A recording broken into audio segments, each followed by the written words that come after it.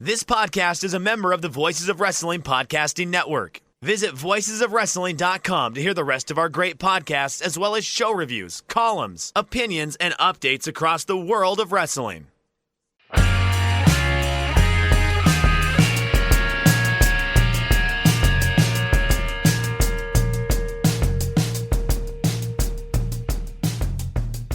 MyBookie presents Shake Them Ropes. Use code ROPES. Double your first deposit. Jeff Hawkins, Chris Novembrino. Chris, I angered the Twitterverse today. What'd you do this time? I was, well, first off, non-wrestling. I said Iron Man 2 was better than Iron Man 3, which it is. I didn't like Iron Man 3. A lot of other people did. I just didn't like it. What didn't you like about Iron Man 3? I found the red herring on one of the villains to not be very satisfactory. And then, making Pepper Potts a supervillain / superhero, I didn't like it all. It just wasn't for me. And I'm not the biggest Shane Black fan in the world. He's the guy who directed it. I liked Sam Rockwell and I liked Mickey Rourke, Sue me. What can I say? And then, congratulations to Kenny Omega for making the Wrestling Observer Hall of Fame. I said it was prisoner of the moment voting in a way, but you're eligible if you're 35 years or older and you've been in the business, I think 20 years. And I believe Kenny Omega has been wrestling for 20 years, so he was on the ballot. I think you gotta wait. So this gets to the problem with the eligibility, right? Yeah. And I think that even when taken into the context of historicity, the eligibility is too low. So right now it's 35, but if you think about wrestlers of yesteryear from the 70s and 80s, a lot of them wrestled well into their 40s. So 35 was, in a lot of cases, below where peak wrestlers were at. Nick Bockwinkel, for example, peaked well after the age of 35. He was, peaking well into his 40s. So I think maybe going forward here, Kenny Omega is a good illustration that the age of eligibility has to be at least 40. Yeah, I have a weird problem, and I've discussed this on this show before. I think if you put guys in Japan, there's a lower bar to clear than if you put them in the States.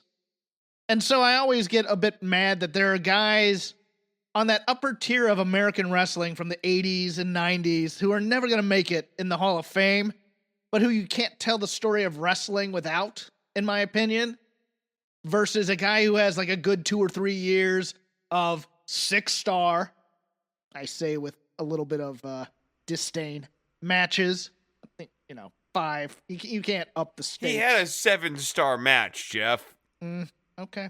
There were 7 of them. I'm mostly pissed Arn Anderson's never making the Wrestling Observer Hall of Fame.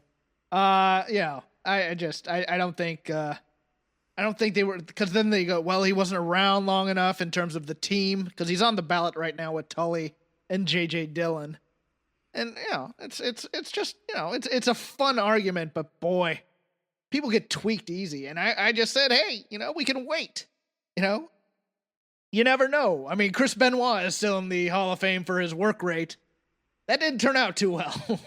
Yeah, so the other thing I would say, too, is you're not necessarily doing a wrestler a favor by making them a Hall of Famer while they are still active. Yes, and I know that, Terry Funk has never officially retired.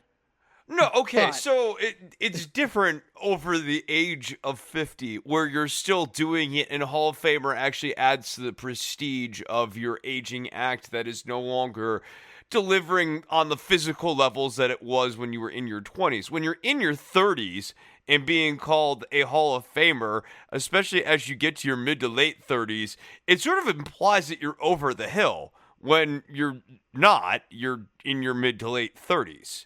True. Well, as we get into this, some breaking news right before SmackDown started. Zelina Vega released by the WWE.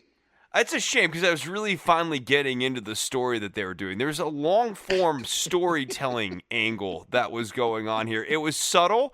A lot of people in the what they call the internet wrestling community. Oh, really? Yes. Oh, really, Chris? Yes. What was Yes. What was the story they were telling? What was this? It was subtle complicated. Story?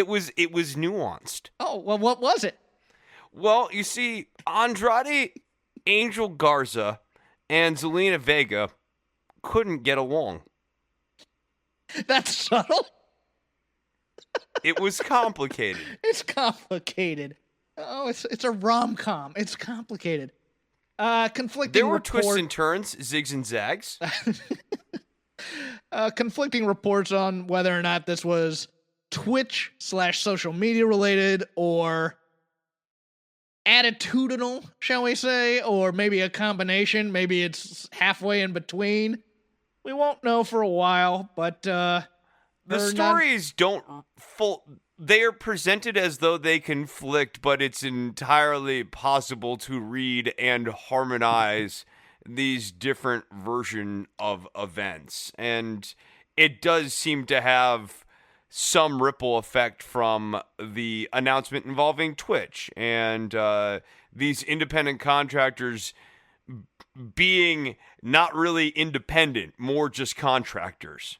Well, yes. 10 minutes before the Future Endeavors tweet came out, Zelina said, "I support unionization."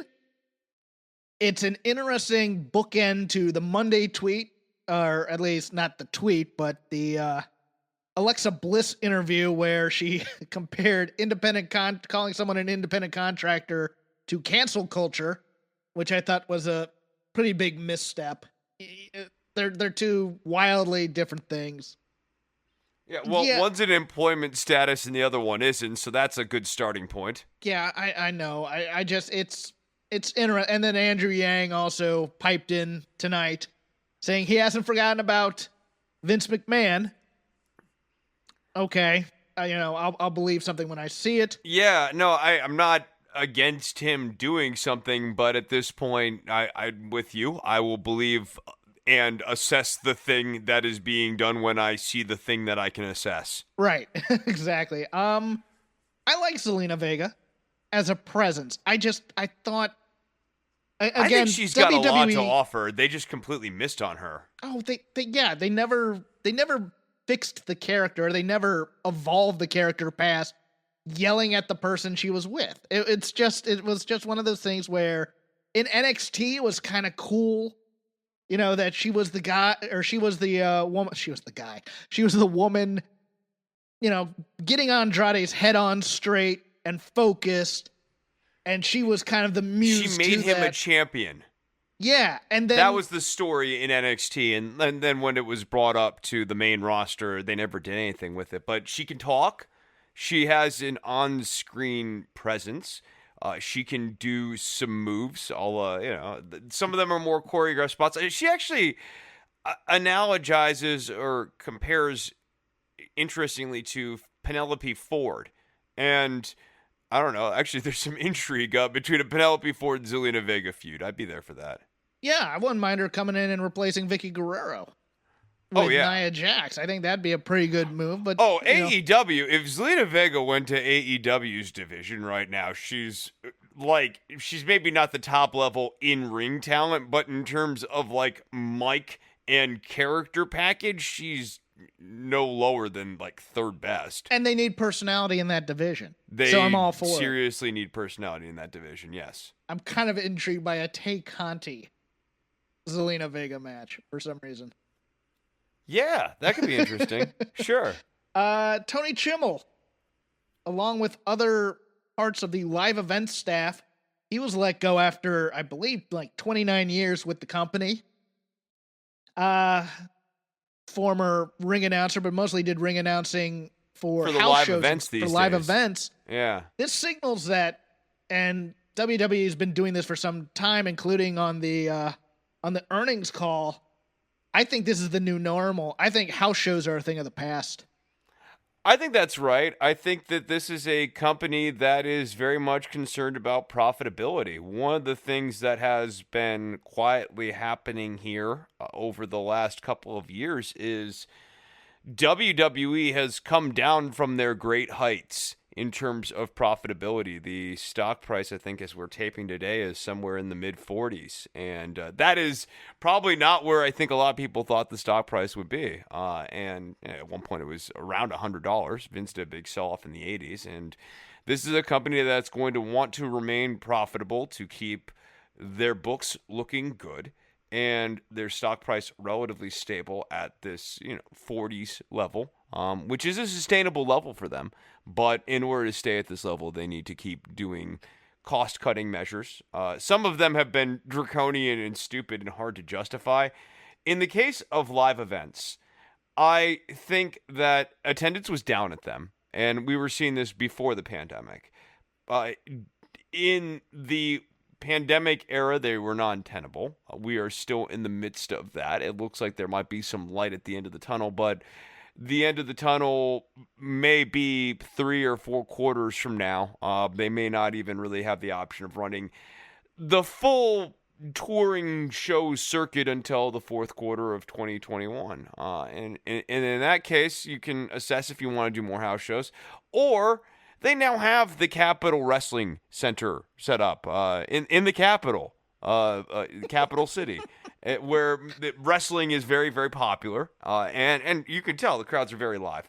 And they can do events in the Capitol Wrestling Center and make television there, which is a more important thing. So if you're worried that people who are supposed to be getting developed aren't getting developed, they probably have a better chance of getting some degree of development in the Capitol Wrestling Center. And at some point, when the pandemic environment subsides, they'll probably be able to bring in people to the Capitol Wrestling Center and have like some sort of live audience for people to train in front of as well. There's a swinging town I know called Capital City.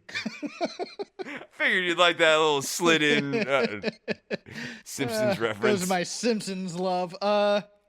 Yeah, I think for overall revenue, it's a smart thing, but man, there's a lot of guys sitting around doing nothing that would get chances to work on these shows and improve, despite the fact that they're never on TV. So, I see both the positive and the negative of it. Survivor Series going to be marketed as a farewell to The Undertaker. Also, rumors that The Undertaker may be negotiating to come in as a coach at the Performance Center, Chris. I'm just trying to think what Mean Mark brings as a trainer. I get that, and I'm with you. The one thing he could bring is he could teach some of these big guys to work as big guys. Yes. But also, it's one of those things, again, with the crew they have there, people don't understand that sometimes the best performers make terrible teachers, and that's in all walks of entertainment, so to speak, because they're so focused on their own greatness, they never really learn how to give that greatness to anybody else. Yeah, I mean, I think, a more flattering way of putting that, too, is like sometimes you know stuff on such an innate level that you don't ever have to kind of break it down or systematize it. The systems are already formed in your head. And I'm not here to do that. Everybody's selfish who's great, and they suck. No. Yeah, okay. Ahead. No, that's fair. Two different views. You gotta hear both sides. No, go ahead. Sorry. No. I think, like Eddie Van Halen is a guy who has like a real mastery and a command of the instrument, maybe not so good at teaching music theory, but like, he just knows how to do the techniques. I think that that happens, to your point, in all walks of life. Like, I think Michael Jordan. Bad he was teacher. With the Wizards. And he was trying to mentor young guys, and all he did was destroy people.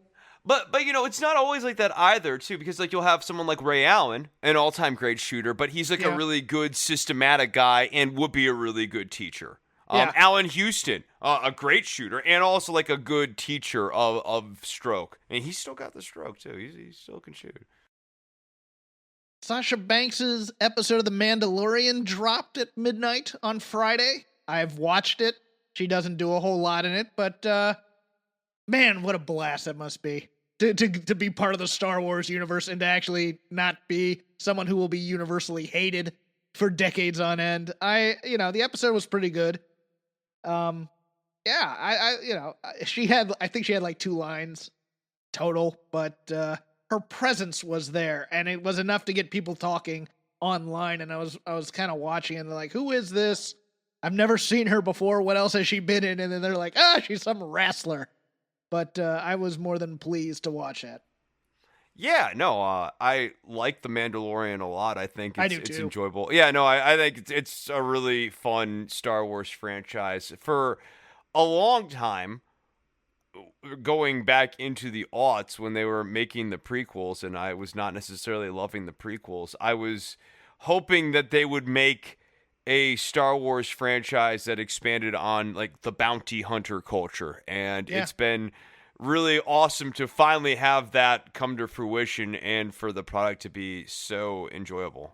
My pitch, which actually Court Bauer said, "Shut up and take my money." I was like, maybe I should write this up, was a war amongst the Hutts with bounty hunters and things of that nature, where there's that vacuum after the Empire's been destroyed, and people are trying to get certain power within the universe again. I thought an organized crime thing in the Star Wars universe would be kind of cool. Yeah, so I didn't like the new series. I don't want to get like lost on a deep tangent here, but one thing that I'm mildly hopeful about the new series, or that the new series left completely untouched, was, almost to a fault here, they didn't really explain what happens in the fallout between 6 and 7. Yeah. And I think that leaves room for a very interesting movie or series about the post-Empire, pre-First Order era. Which, they just need to get away from all of that and do a totally new universe. And this is totally too geeky for everybody else. Shut up about Star Wars. Oh, yeah, no. This is a wrestling podcast. The people listening to Voices of Wrestling, the Japanese pro wrestling podcasting network, they're really worried that Star Wars is too geeky. Yeah, no, I imagine that's where the mutiny is coming from right now. AEW did a presentation about their video game future. Oh, boy. I watched this, Chris, and it's more of the cutesy, ironic. They tried to model it after an Apple presentation, and I understood that. I just didn't like it. But, I just want to see the game. Yes, just show me the game. I'm with you. I thought, like, it's a problem that I have with many AEW sensibilities on these fronts. But, like, no, I just want to see, less talk, more rock. Yes. I want to see what the game is. I'm optimistic about the game. I'm more optimistic than I was, because when I saw Ukes, I went, oh no. But I guess it's the No Mercy. THQ AKI, the people behind WWF No Mercy, and kind of the classic N64 games. It's that engine. That engine also was used on like SmackDown, Here Comes the Pain, and also Def Jam. So a fighting engine that people know and like, and if it gets an update and that update is not clunky or silly, like if they come out with WCW versus NWO Revenge level of quality, they're going to have a successful game that people are going to like to play. And I think it has been a big thing that has been missing from the formula of like the 90s wrestling boom. There have been all these attempts to kind of bring back, the Wednesday Night Wars, right? Mm-hmm. Even that framing of it. One of the big things that made WCW versus WWF kind of a multi-platform thing was the video game component of it. And WCW had the better games, so that actually probably was helping WCW along for a while, until WWF ended up taking THQ from WCW. Like the video game leg of the successful wrestling company formula in the 21st century, I think, has been ignored. Obviously, if you watch any of WWE's video games or attempt to play them, but more people would rather play Fire Pro. Yeah. With that, anachronistic engine. Oh yeah, that is a throwback to the early 90s. That is like WCW Super Brawl, WWF Royal Rumble style engine. And people are more willing to go and flow on that. And I mean, there's still a modded community for like, oh my No God. Mercy. There is No for Mercy. No Mercy. Yeah, No Mercy Virtual Pro Wrestling too. Just totally blanking there. I had a bunch of titles. great mods for that for an emulator that I had back in the early aughts. So yeah, that's a fun. It's a fun if the graphics can improve and be PS5 worthy. Yeah, I'm all for it. I'm good with. Oh yeah, absolutely. I mean, it'd be if they put out a reissue of Virtual Pro Wrestling 2 with cleaned up graphics, I'd be like, shut up and take my money. Like, so the wrestling community has really been starving for a good game. And so I think AEW's on the right track here. I hope that they focus on making the good game now. Yeah. Yeah. Well, we may have a new king of Wednesday night in terms of wrestlers. Lionel Green, 26, better known as Leo Rush, will be part of MTV's The Challenge in season 36. Show will be airing Wednesday nights head-to-head with NXT and AEW. And it blows them away every week. That could be interesting. Basically, they bring a lot of... It used to be they used to bring back, their fame whores from reality shows like Real World and Road Rules to face each other. Now they're just bringing in a bunch of other people to do it and making it its own reality show. And they do obstacle courses and other challenges like that. Oh, God. Leo Rush will be really good at obstacle courses. Mm-hmm. Yeah, no, I think he'll excel at that and he's kind a of bit stuff. of a brat, so Right. he'll be he'll work hit. as a character. No, he has a character, obviously, and he has a physicality that I think will really serve him well in this sort of setting. And if you watched SmackDown Friday night, you saw the debut of one Chelsea Green, along with. It's funny because they've phantom called up Vanessa Bourne and Santana Garrett. Just neither have appeared on television as yet. Unfortunately, during that fatal four-way match, we got word right after SmackDown went off the air that she got hurt mid-match and an audible was called.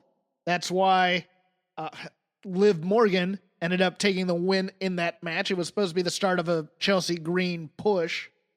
But Chelsea Green now on the SmackDown roster, I think she'll be a fun addition. The problem is she basically has the same kind of gimmick as Carmella.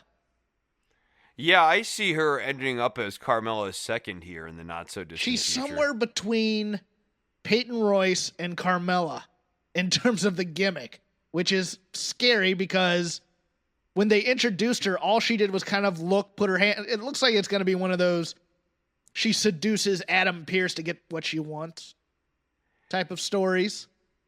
Yeah, she has a very... It's like a less interesting version of Nina Samuel's gimmick. Jeez. Yeah, it's I don't know. I hate silent debuts. I want to know why someone's there, what they want, what their purpose is, and why I should be interested. As opposed to camera pans over, there's Chelsea Green batting her eyes, and then all of a sudden she's in a match.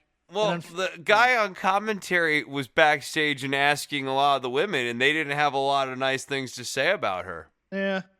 They did say that. Oh, yeah. So that'll do it for the news section.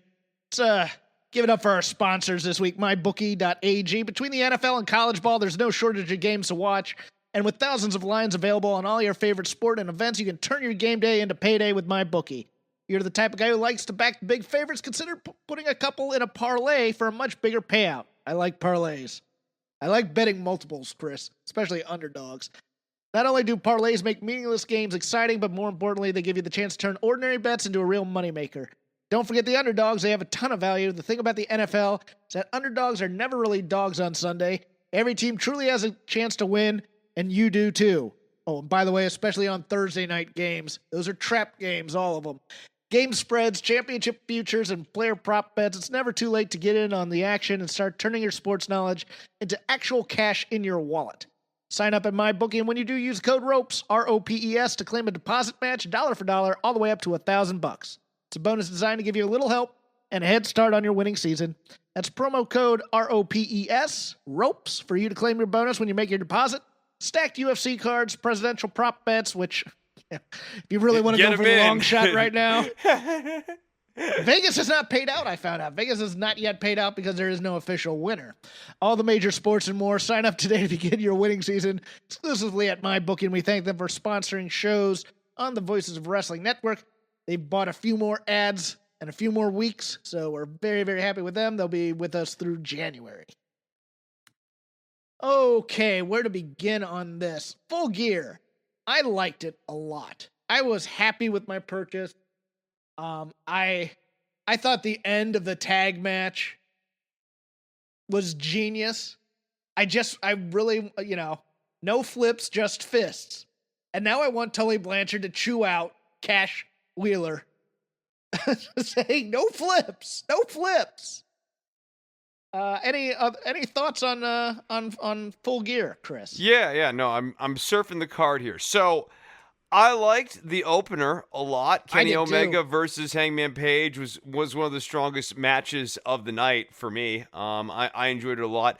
It didn't have, it was a little long for an opener match, but that's a common AEW problem, is every match is a little too long. It needs a bit of an editor.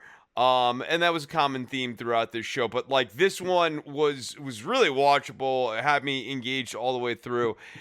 Where the show kind of would lose momentum for me is in the comedy stuff. So Orange Cassidy versus John Silver was every comedy Orange Cassidy mid-level match you've ever seen. And it almost seemed like it was more focused on getting John Silver over. And so in that sense, I thought it was a real step backwards for Orange Cassidy. We didn't see anything new from his shtick. And his shtick was being used, even though he defeats John Silver, it was being used to get John Silver over. And commentary was focused on Silver. And that didn't click for me. And it kind of brought down the energy. Darby Allin versus Cody Rhodes, I thought was darn good. Yeah. Then I get back in. And this is sort of my experience of the night. It's you have a good match, and then I could go and get a cola in the other room match, and then come back in. Oh, Darby Allin, Cody Rhodes, and they have a good match, and I enjoyed this match. I thought, again, too many near falls, but the story was made perfect sense. I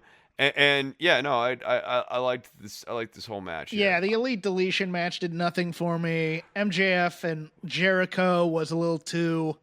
It was a little too WWE for me, to be honest. Both of them, the Elite Deletion match was the same Matt Hardy remote camera match you've seen since he did the final deletion. Yeah. It was a water in this sense, it's kind of like the Orange Cassidy match, where it's not just, okay, they're having a comedy match, Chris hates comedy wrestling. It's that, I have seen this comedy scene from these people before. So, I'm not laughing now. I laughed in 2013 when he did the final deletion. Was it 2013, 2014? 6 years ago, it was a hoot. Now, I have seen the Lake of Reincarnation bit a number of different times. And then Sammy busting his head there at the end was this feud, this is a feud that did not need to continue, and for it to end with Sammy busting his head open yet again, or someone getting injured gratuitously yet again in a match that didn't really need to happen.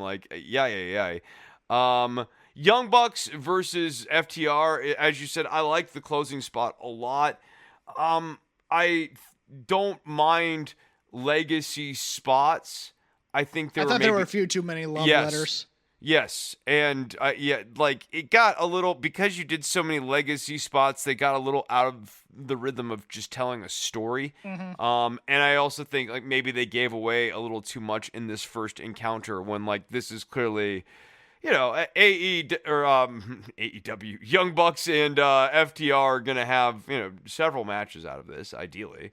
And I also I like, as I said, I like the finish. I don't know that I would have had FTR lose here, especially given the way you've been presenting them. I liked Moxley and Kingston. I did. I didn't love it, but I liked it a lot. Yeah, like Kingston's a very charismatic fellow. You know, we've seen the Moxley and Kingston sort of like blood and gutsy sort of thing. Yeah, and then I'm okay. Go. Sorry. oh no, that's all I have to say. I was gonna say I was kind of disappointed in the follow up on Wednesday, which is Yes. how I was gonna transfer it, because I thought they're gonna kind of make some sort of redemption for Eddie Kingston eventually and sow those seeds, but it looks like they're kind of doubled down on him being a heel.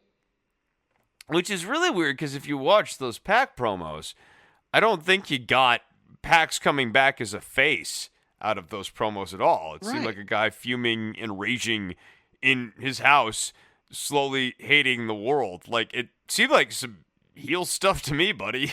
What is it? The Triangle of Evil, or what did they call themselves originally? The Death Triangle, I believe The it Death was? Triangle. There you go. That sounds like a babyface group. Yeah, right. Yeah. and like, even Kingston's need to separate and cleave off Pentagon from Phoenix, I don't feel like I really understand why Kingston has turned so hard on Phoenix all of a sudden. Right. Did I miss something? No. Okay. Yeah, it's like he went way cold on Phoenix all of a sudden. Yeah, I think it's just to play up that he's the one that's going to be responsible for them maybe splitting, maybe not. Right. Maybe they all go up against him when he takes on the Butcher and the Blade, and they, that becomes a trio. I don't know. I think where this ends up is Pac stops Pentagon and Phoenix from fighting, and then we build up to a trio match of Butcher, Blade, Kingston on one side, Death Triangle on the other side. Chris, I am not hyped that AEW is already going to the celebrity wrestling gimmick for views. I understand it. We're in a ratings war. It's a growing company. Shaquille O'Neal, I find, has always kind of been an overvalued personality in terms of he's a creation of people who said he had personality, but I've never really bought into him being a personable type of thing. I think he's occasionally funny.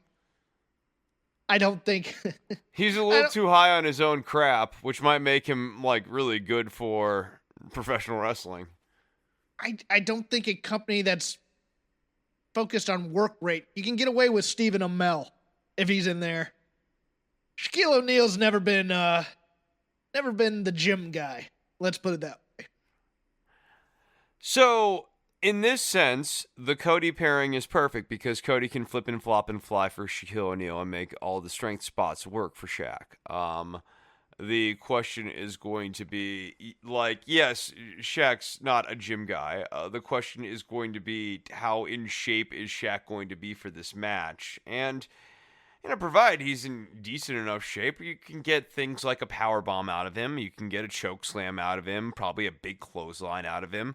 The big boots and these sorts of things. I want him to be the Barbarian.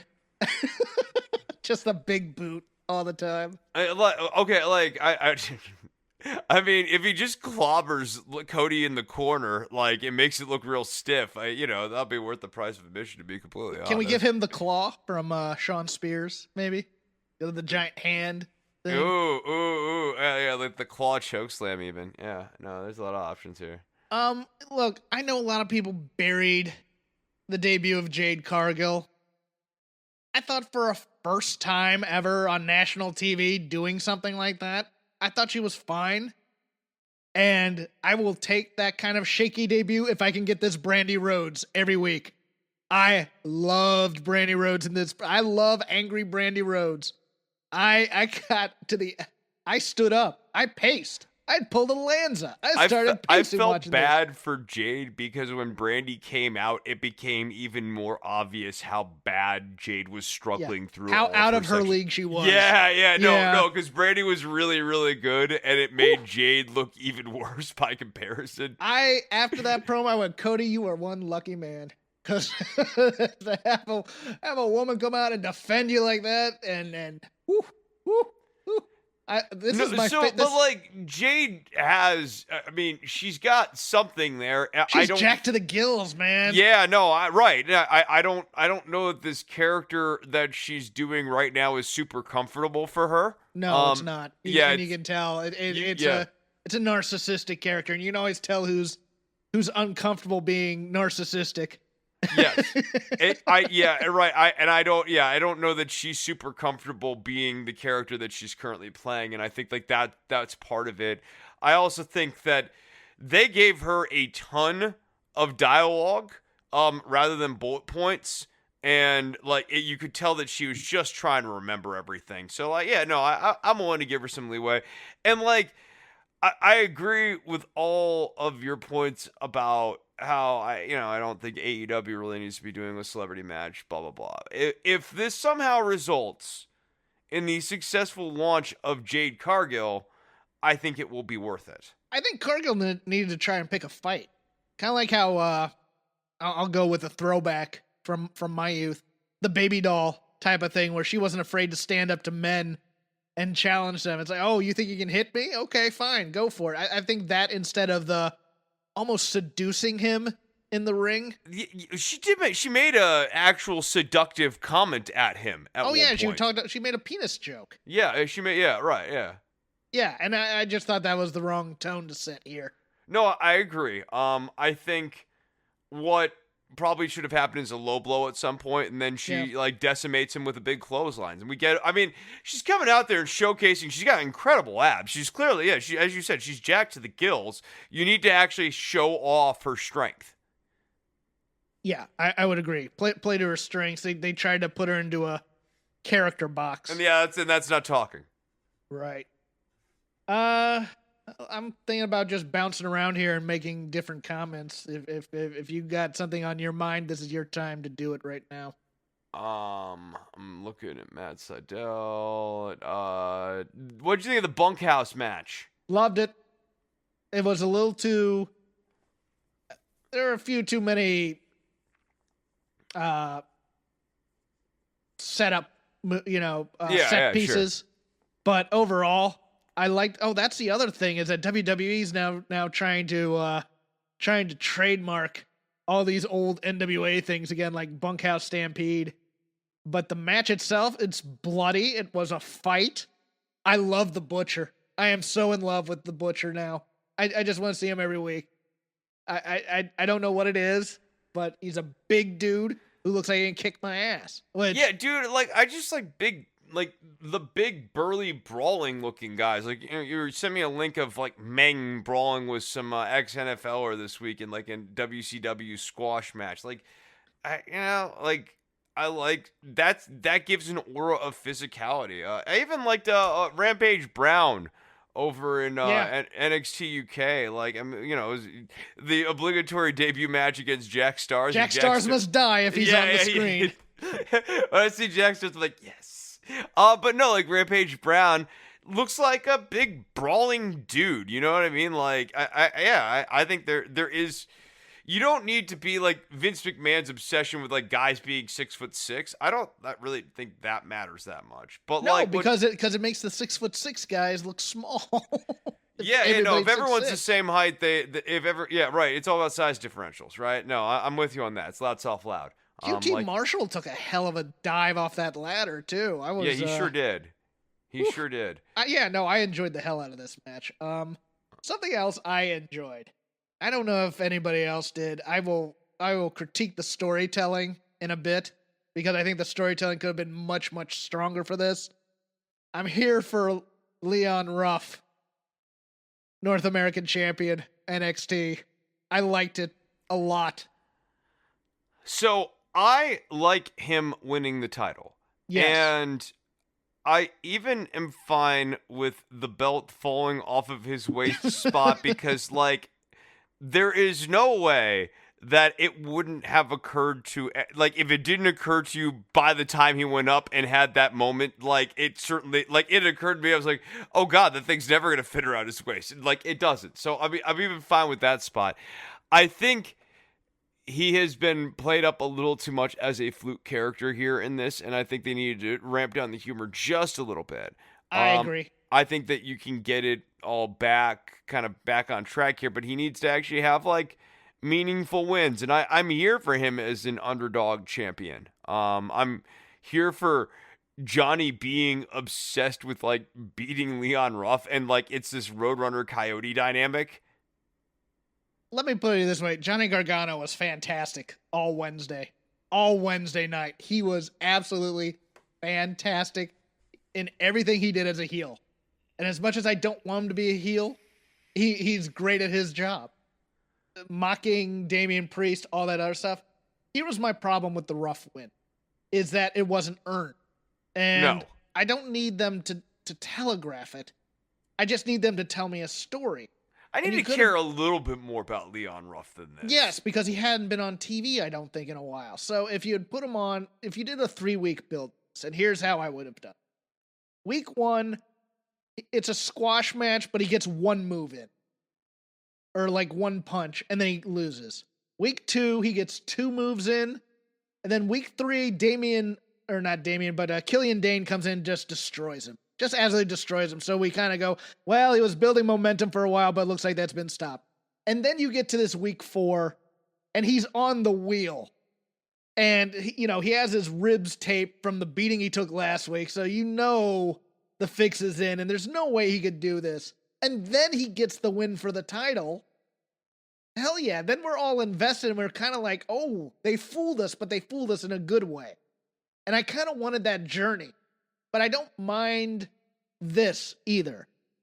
Now, the danger they have here is that it feels like, and I don't know about you, but watching the interplay with Damian Priest, it feels like Priest is going to be the one to take the belt off of him. Yeah, no, Priest is totally going to double cross him. And they're going to turn him back heel, and you're just like, why build him as this charismatic babyface just to pull a dick move like that? No, that's the thing I hate about this.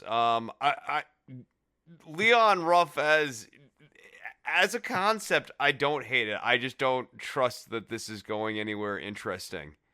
I howled because the internet is undefeated, and somebody mocked up graphics. If NXT had been involved in Survivor Series this year, we would have had a triple threat of Sami Zayn, Leon Ruff, and Bobby Lashley. And I'm kind of here for that too, to watch Lashley just kill him. Okay, like that, it'd be fun because it'd be like Lashley and Zayn just beating up Ruff, and then what you have to do is have Ruff go over. Yeah. Like have him beat Sammy, because, Oh, I think it'd be even funnier, just the visual of him somehow getting the pin on Bobby Lashley. Yeah, but they'd never do it. Because they'd look and they'd go, who'd believe that? Look at Bobby Lashley and look at the whole point about Leon Ruff. It's like it's fake, dummy. It is that it's fake, and that, like, yes, no one believes that this guy in a fair fight can beat Damian Priest, but it's the world of pro wrestling, and like magic can happen. I mean, I'm with you, but like, especially if you're gonna tell this type of underdog story, like, yeah, dude, like Ruff is going to have to get implausible victories over people.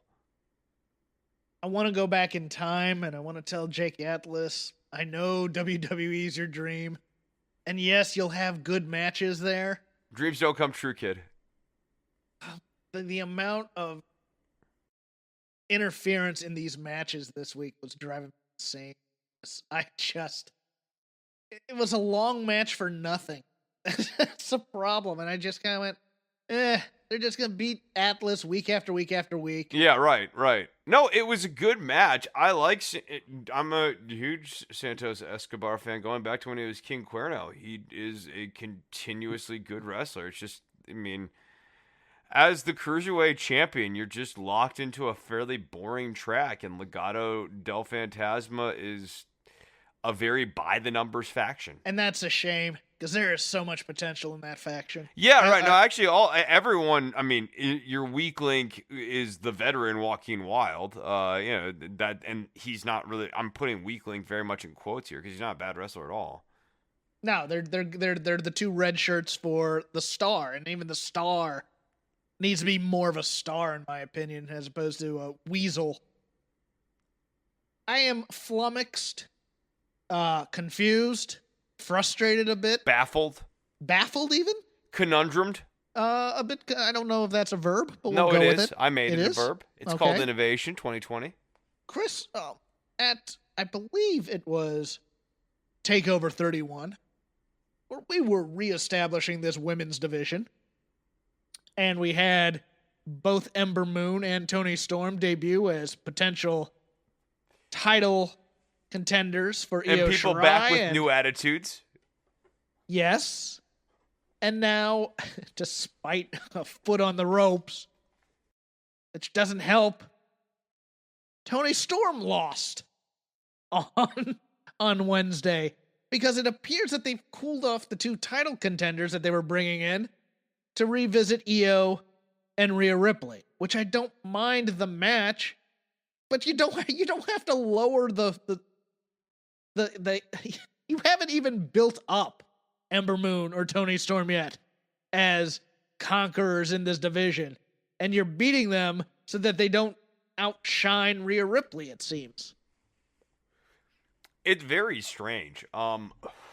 Especially because Ember's the one who's the freshest of the three, and the next would be Toni Storm, and Rhea Ripley's the person who's probably been the most kind of exposed. I mean, I wouldn't say she's stale by any stretch, but like, you know, Rhea's been in a holding pattern here for a minute.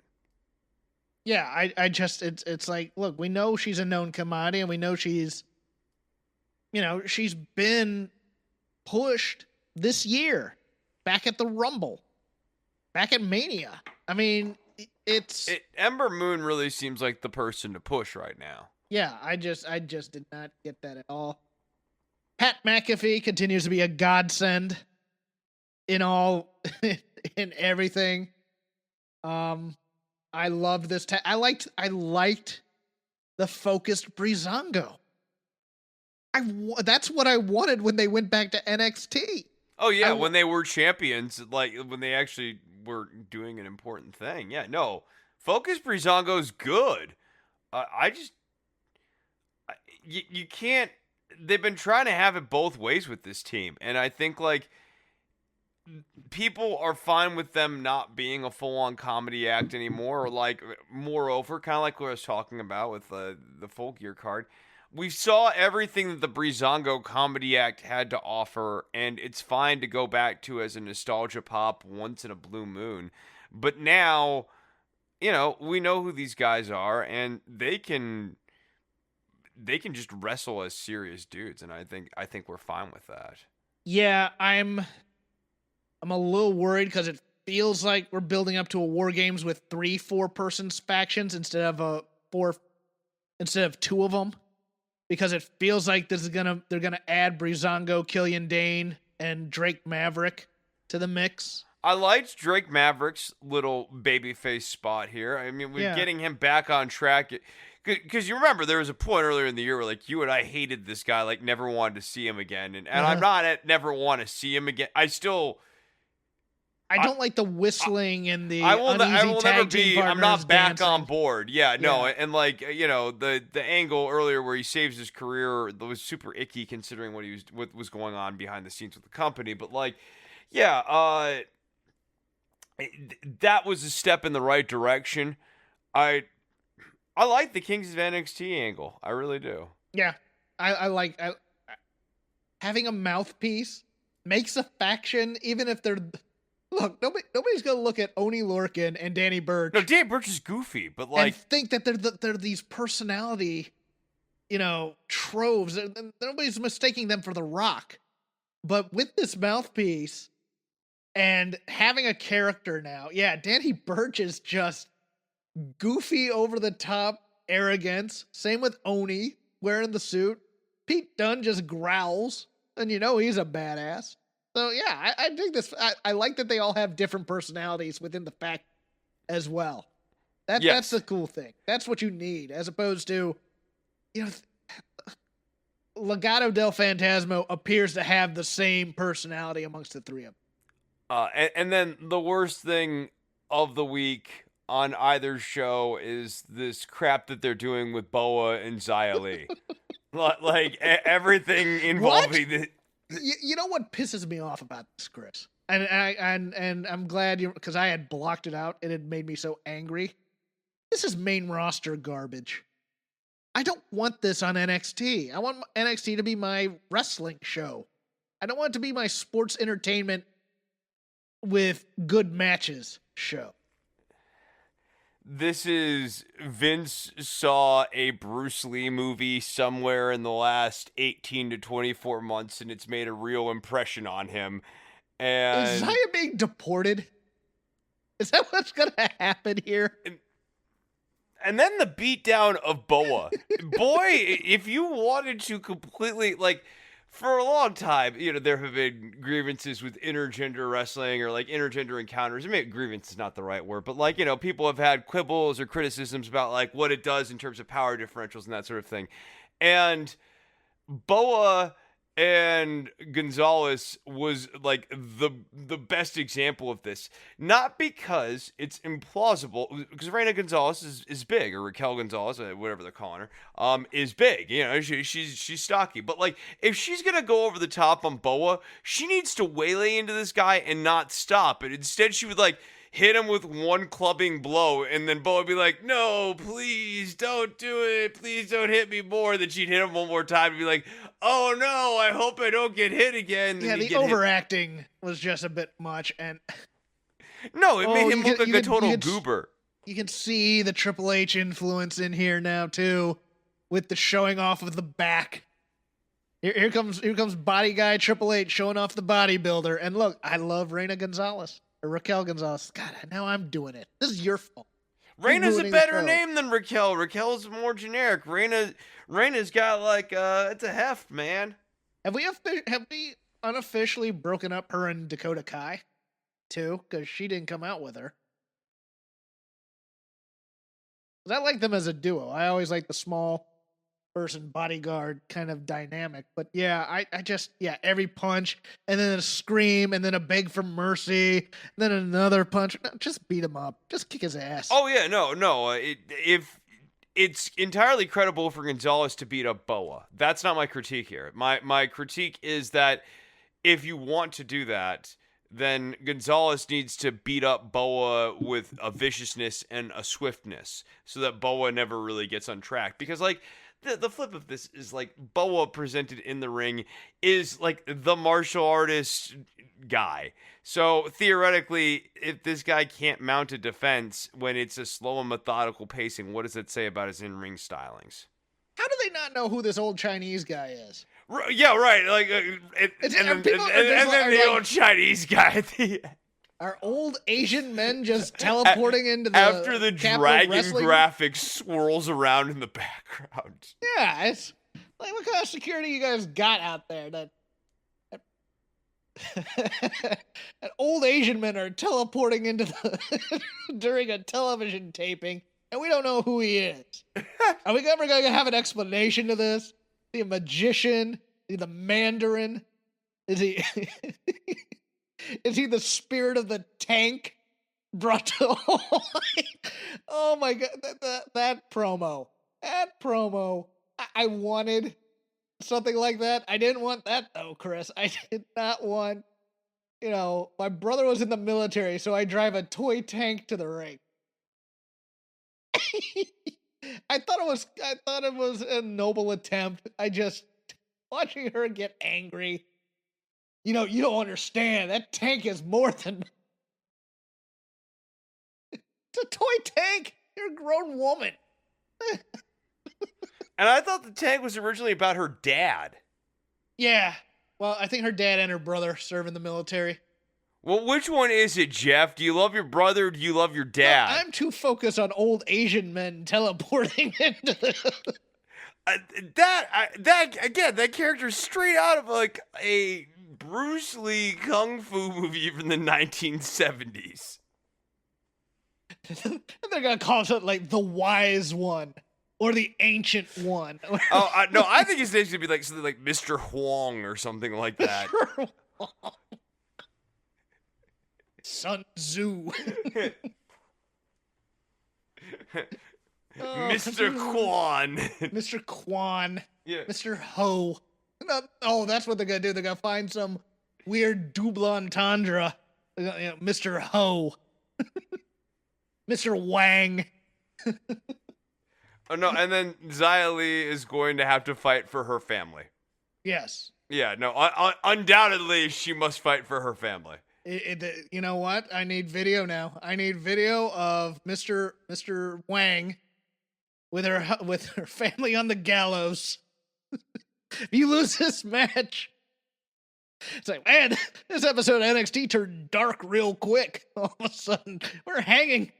We killed Xia Li's family on a show. Why not? Let's go full Lucha Underground here. Yeah, it's that Flair angle where he has to retire if he loses a match. Only in the case of Xia Li, her entire family dies if she loses a match. And then they decide to make it geopolitical, and it's like, well, no, I'm not gonna go there. I can't go there. That's a little too dark. A little too dark, Hawkins, especially because I have family from China. Anything else on domesticated NXT? I liked the Loomis Thatcher match for what it was. Yeah. Loomis is a babyface is weird. Weird. It didn't. Let's put it this way. I didn't love it. I didn't think it was a great match, but it was an interesting match in terms of styles, I guess is what I'd say. I like seeing Thatcher's character challenged. Yeah. And I think insofar as this match is focused around Thatcher and not Loomis, it was interesting. Loomis's character is just it's weird. I love his presence though. He's got a presence. It's just like ever since they wrote themselves into a corner with the zombie crap. Beth did it again. That's a zombie ref. It's not actually a zombie. No, it's a caricature. He's doing stuff at the fair. No, I think it's the button-down polo sweater with the gray jeans, not real wrestling gear type thing. I'm like, I want to know what is this character's point, and I never get that. Is he there to draw pictures for the kids, or is he there to behead Xia Li's family? Something like that. And of course the weird Cameron Grimes interference here.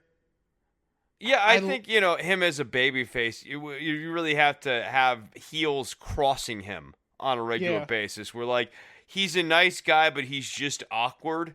And he doesn't quite get along with the other baby faces backstage, but he's not actually a bad dude. But the heels really run afoul of him, and that they need to have a set gimmick for this guy. Creepy baby faces don't work.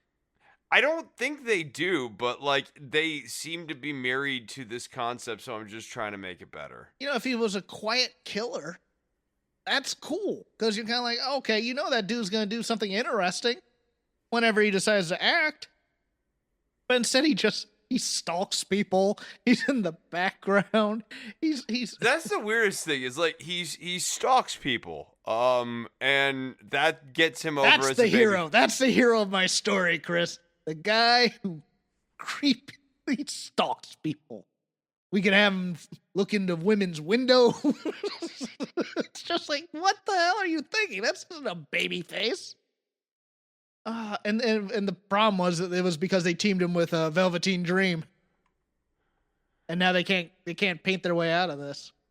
Oh no, that's true. That's true. And then they just decided to turn Dream heel. Don't bring your friend along. Don't bring your creepy friend along. Even though it would make a lot more sense if Velveteen Dream was using Dexter Loomis to do the really creepy stuff. Well, we have a guy and a woman in a Scream outfit. It should be Dexter Loomis, to be honest with you. Yeah, I don't. And then Indy Hartwell being revealed as the Scream character was. Can I ask something? If you're doing a beatdown, I know WWE loves their staged moments But what is the use of keeping this mask on if you're eventually going to reveal yourself anyways? She was clearly having a hard time with it. Not unlike when Mr. Jack was having his match on the pay-per-view a couple of weeks ago against Bobby Lashley, and missing drop kicks and that sort of thing. Yeah, no, I think that it was dumb. She should have just had the mask off once. If the mask flies off, then commentary can put it over. Oh my God, that's Indy Hartwell, and you keep on beating the person. That's all you got to do. I mean, and you're building, and then she can still do her turn and face the hard camera spot anyway. Yes. Yeah. And that's we had to have that moment where she took off the mask, and it was who everybody thought it was. It's like, oh my God, that's Indy Hartwell, who had been sending them presents for the past few weeks, and it's like, and was like apparently hanging out at their house last week too. Hey, who's the person who didn't think that's who it was? Did anybody just go, man, you know what? I would have never thought of that being Indy Hartwell. I thought this whole time it was going to be Jesse Camilla. Would have been a twist. That would have been a twist. There you go. Oh, it's Leon Ruff. Oh my God. She takes out the mask. One person goes, "Oh, it's Indy Hartwell." They go, "No, it's not. It's actually Jesse Camilla." And then Hawkins is on here going, that doesn't make any sense. Well, they swerved us because it was supposed to be Indy Hartwell, Hawkins. I say that. That's me. I'm not. I do that too. Yeah. We had a disagreement on NXT UK. Sure. But let's go for the fun stuff first. Look, I like Eddie Dennis with the Hunt. Needs stronger character work. He needs to be Paul Ellering. And these two just need to go in there and, like, I think we've said this before. Yeah, no, we've talked about what we think the Hunt squash match should be, and I think I agree with you. I figured you were going to say this more so even now with Eddie Dennis. Eddie Dennis needs to take them from tranquil to beast mode to back to tranquil with his little He's the zookeeper. He's the falconer. He has the hoods over their faces. He takes the hoods off. They go in there. They rip a guy's face off. Maybe Jack Starr's. We can rip off Jack Starr's face, can't we? And then he does the finger, the shush. Shush? He puts the hoods back on, and they're tranquil again. Yep. Yeah. Instead, we're having them struggle in a squash match. With Kenny Williams and Amir Jordan, who seem to be stuck in one of the longest... You want to talk about long-form booking and wrestling being dead, and I point to you, Kenny Williams and Amir Jordan, an angle that has been going on for my entire life. It feels like it's gone on my entire life, and yet they're only the second most boring babyface tag team in this NXT UK. Because Whoop Guy and Bootleg Kofi. Okay, all right. Let's talk about that segment. Because those guys were dicks. Absolutely the dicks. Yes, thank you. They are the dicks. Absolutely. 100%. In fact, that should be their team name. That should be the Whoop Guy and Bootleg Kofi are the dicks. And then they just... Pretty Deadly, yes, they're dressed like assholes. They're always dressed like assholes. They're supposed to be assholes. But they're just standing in the performance center, just doing a thing, talking to one another. They are learning. They are sitting under the learning tree at a match, and these two jerks come up and start doing a bullshit reporter thing and asking them if they're friends with Eddie Dennis. Like, what does it matter? It's not even entirely clear what Bootleg Kofi and Whoop Guy think they're gonna get over on Pretty Deadly. That's what I want them to be called, by the way. I want Bootleg Kofi and Whoop Guy. Yeah, that's no, they are obnoxious, and I hate them. And obnoxious baby faces don't. This is a WWE trope that just because they're cocky and sure of themselves and they don't take any crap from anybody. No, they're just jerks. And they're doing a better job of being heels than the two pretty boys you got being heels right now, who will eventually be awesome baby faces once you turn them. And then probably beat Whoop Guy and Bootleg Kofi. Because Yeah, they're no, gonna be on this. I think Stoker and Howley actually have a lot of potential as a babyface team. Yeah, but you I, start them as the cocky heels at first, and then you get eventually the hunt beats them bloody, and they're no longer pretty boys, and then they gotta fight, and that's how you turn them babyface. yes, yeah, no, and this is the lay of the land right now in NXT UK is really perfect for a good babyface build, and while I know you were hopeful that Whoop Guy and Bootleg Kofi were those future babyface champions to carry this brand, No, I just want to say I think it's got to be someone else. Now I would just want them to feud with Kenny Williams and Amir And Jordan, Amir Jordan forever.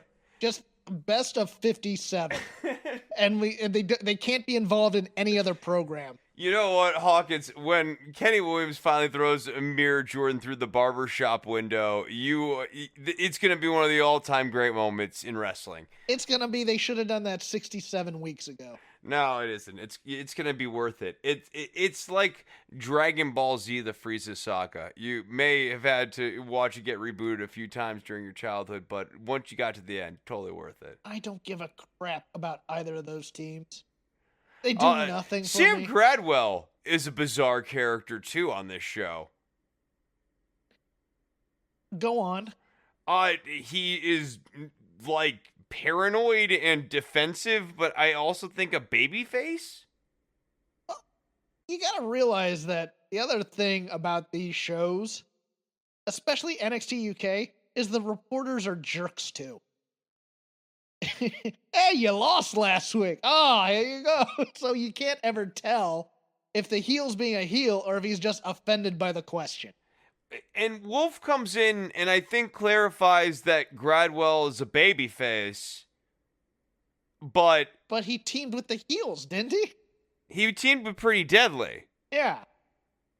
Who are, well, in theory heels, but be Carter maybe they're being and Whoop babied Guy. by Whoop Guy and Bootleg Kofi. This was a double turn, Jeff. No, this is a double turn promo. That's what this was. It's subtle booking. Yeah, no, it's nuanced. You know I like nuance. I love nuance. It's deep storytelling. Yeah, shut up. Yeah, it is. It's called 4D chess. I love 4D chess. Everyone knows that. Speaking of 4D chess, your girl Nina Samuels. Yes. And Xia Brookside. Brain genius Nina Samuels. Now look, the fake injury gimmick is a trope used way too often in WWE. I found it intriguing that she took the loss to then beat up Xia Brookside, who, again, if WWE was smart, you bring her over to the States, you put her on regular NXT, and you push her to the moon. If you liked baby faces and making money. But you don't, because Johnny Gargano is your best heel. That said, you and I disagree on this Xia Brookside. I will let you make your case, and then I will counteract with a case I have not yet told you. Ooh, interesting. So you've got the upper hand on me here. So first and foremost, I will start with the second wing of this two-winged bird here. This is the wing you have not seen. This is the secret wing. It's not that impressive of a wing though. So Nina Samuels, I think if you're gonna have her do a post-match beatdown angle, there needs to be a motivation. We need to have an understanding why was she willing to take the L to do this, and I think that it should be manifest at that point. However, I think the most interesting and intriguing part of this angle was completely swallowed up by the half-thought Nina Samuels post-match beatdown angle, which is that Xia Brookside makes the decision to cheat, essentially, to take advantage of an injury. And heretofore, she's been presented as a squeaky clean babyface. And when you have Xia Brookside become the sympathetic babyface getting beaten down by Nina Samuels after the match, you've taken the spotlight away from that inflection point, which I think is the more interesting point in all of this match. Here's my counter argument. I think they weren't trying to show her being a heel. I think they were trying to show her being a focused athlete who would win the match. Whereas before, she was a sucker of a babyface who would try and help Nina Samuels. And I don't think they got there. I think they did exactly what you're saying they did, but I don't think they were trying to get there. I think they were showing her as, oh, this is the new, more professional Xia Brookside.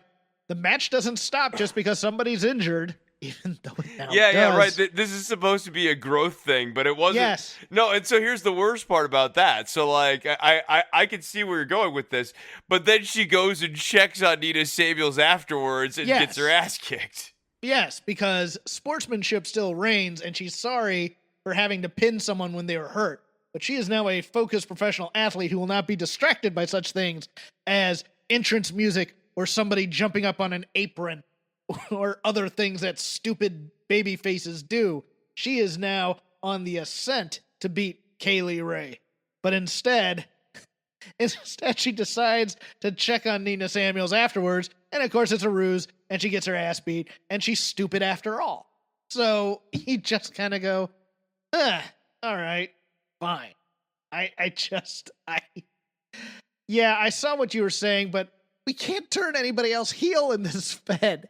We've toughened up Piper Niven, and we have no other baby faces other than this Valkyrie chick. No, and they keep pulling the plug on turning Kaylee Ray babyface, but I totally think you can get away with Kaylee Ray being this, like, badass John Moxley swaggerish babyface. Especially with Ginny out there. Yeah.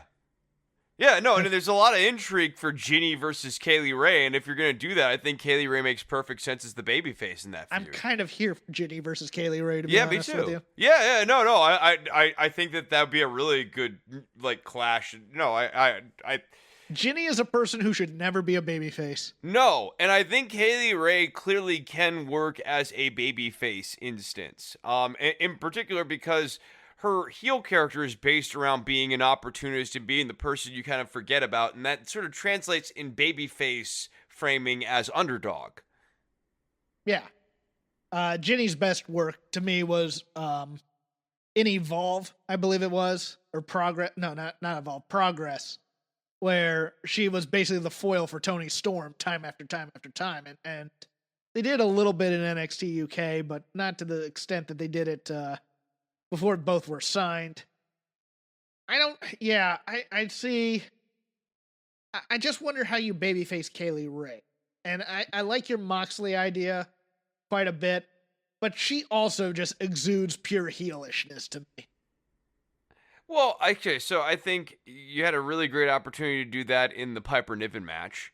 And that's what I'm talking about. They like keep kind of like starting and stopping. The Piper Niven match was a really... Yeah, that whole thing was screwed up because you had the Toni Storm. Yeah, no, but like quote unquote retirement thing, and then Kaylee Ray, and then you had Ginny attack Kaylee Ray. But now you go back to Piper Niven, but Piper Niven can't be a pure babyface anymore. She has to be tougher now because she's gotten screwed a number of times, and it's a mess. No, it's a mess, but like there were opportunities to turn Kaylee Ray, and this division needs a babyface champion right now, not a heel champion. And I don't necessarily think you need a new champion. I just think that the champion needs to be a babyface.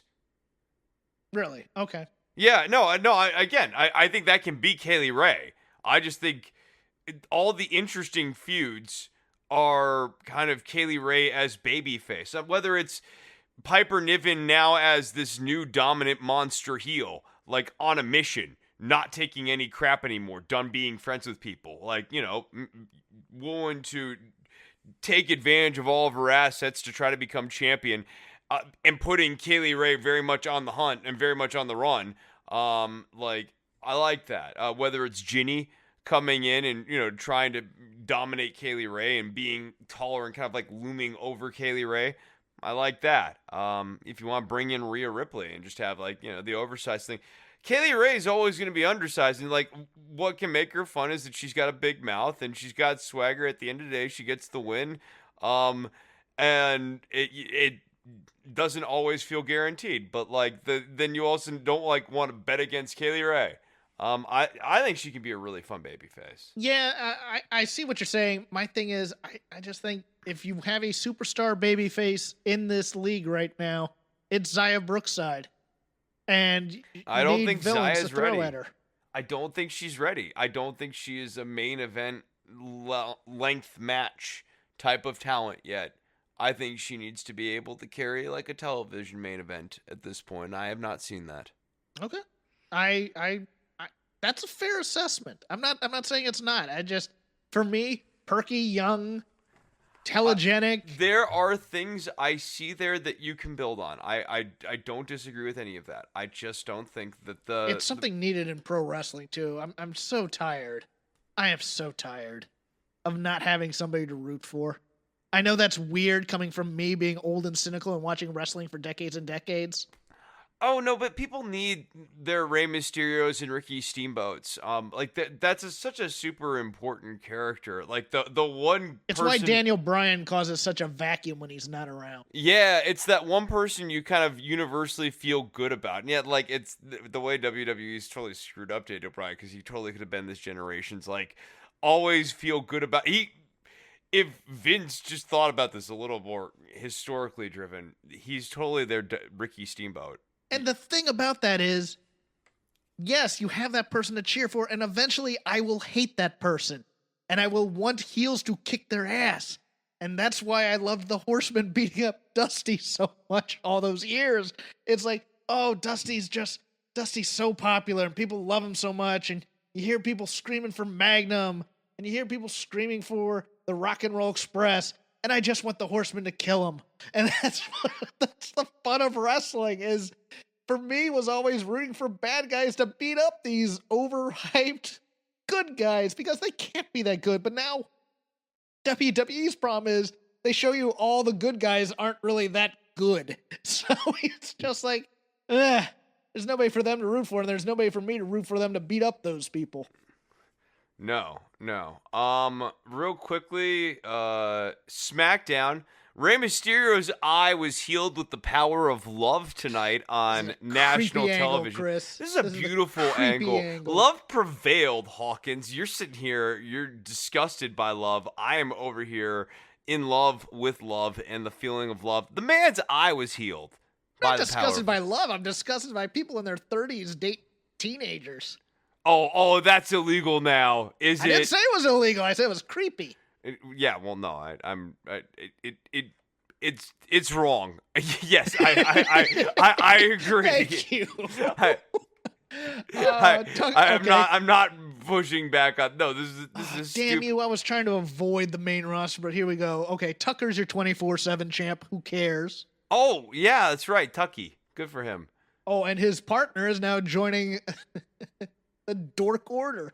Yeah, the Dark Alpha. Join Dark Alpha if you want to go that way. Yeah. Join Dark Alpha. Chad Gable is now an evil, like, motivational speaker, cult leader guy.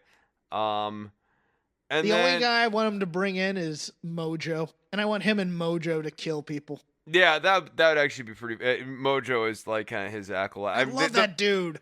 The worst part is that like we literally are doing yet another Messiah gimmick. Yeah. Right after we're wrapping up the Rollins. Yeah. Right. Yeah. No. And then the Jey Uso and Roman Reigns angle, they are just blowing through all the character beats on this. We already have. They have to have Drew win the title on Monday, don't they? I think so, right? Like the narrative intrigue now is McIntyre going up against Roman Reigns. Yeah, unless they're saving that for Mania. Or he's going to do some sort of like brand change dealy gimmick. Or Drew wins the Rumble and challenges Roman, and this is just the seeds. I can see that. We already blew through him beating the Gatekeeper, though. Yeah.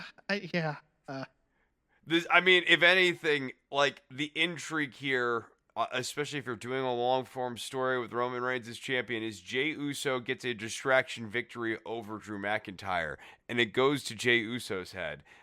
Chris, we blew through the Bayley rematch with Sasha. Yeah, which was gonna get her over the hump, just for a Carmella feud. Are you kidding me? I'm so, and we still haven't had real laundry wars yet. Drew just showed up to this show for some reason.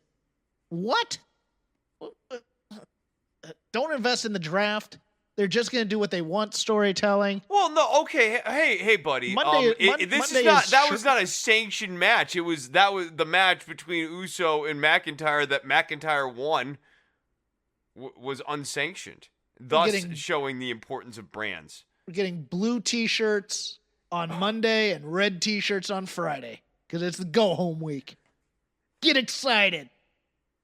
And put some money at my bookie. We'd like to thank them for sponsoring us. You can follow me at CrapGame13. You can follow Chris at Chris Novembrino. You can just follow the show at Shake Them Ropes. We are part of the Voices of Wrestling Network. Plenty of shows to listen to there. The flagship, of course, now live occasionally and doing their thing. That was weird listening to them for a few minutes while Rich had his audio muted. Everything Elite. Open the Voice Gate. Music of the Mat, which I love. And we both guessed it on, but if you have a love in professional wrestling, there's probably a show for you on there. Chris also does Don't Worry About the Government. He's going to tell you about what that show is now. Yeah, Don't Worry About the Government is my news and politics show. We have a YouTube page. You can go and check out the Don't Worry About the Government YouTube. You can find that on my Twitter account for Don't Worry About the Government, which is at DWATG. I'm at Chris Novembrino. Don't Worry About the Government's on iTunes, Stitcher, and Spotify. If you want video versions of the show, we're now doing a video version of the show. It's exciting. It's the 21st century. It's 2020. There are a lot more video options now than there were, even just a couple of years ago. So we're stepping into the new millennium, as it were, and you can watch full video versions of Don't Worry About the Government over at patreon.com/DWATG. You can hear the show for free on iTunes, Stitcher, and Spotify. Yuffie the cat is somewhere off in the distance here says hello. I'm thinking if we get more subscribers for our Patreon that we don't update, I'll do video. Okay, no, we can do a video episode. We can like watch. People need to see my disdain live. I guess I don't know. I can bring the cats on the air, like no. Okay, you know you're a hater. This is a cat-free show. Oh, not on this show.